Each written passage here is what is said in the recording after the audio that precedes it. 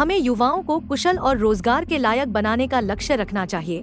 नीति आयोग की बैठक में पीएम मोदी की अध्यक्षता में हुई नीति आयोग की गवर्निंग काउंसिल की यह बैठक 2047 तक भारत को एक विकसित राष्ट्र बनाने पर केंद्रित थी।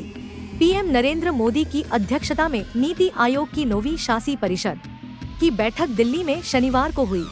बैठक में पीएम मोदी ने कहा कि भारत एक युवा देश है। यह अपने कार्यबल के कारण पूरी दुनिया के लिए एक बड़ा आकर्षण है।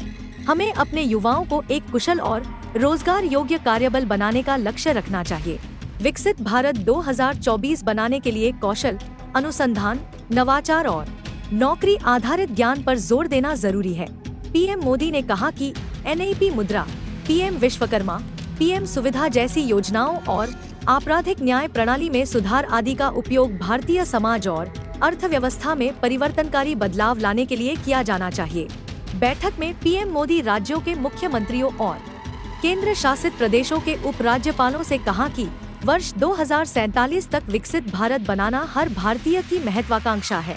इस लक्ष्य को प्राप्त करने में राज्य सक्रिय भूमिका निभा सकते हैं, क्योंकि वे सीधे लोगों से जुड़े हुए हैं। जम्मू कश्मीर में एक और मुठभेड़, पाकिस्तानी घुसपैठिया ढेर, एक सैनिक शहीद। यह हमला कारगिल विजय दिवस के एक दिन बाद हुआ है, जब प्रधानमंत्री नरेंद्र मोदी ने पाकिस्तान को कड़ी चेतावनी दी थी और कहा था कि भारतीय सेना हर आतंकी चुनौती को हरा देगी।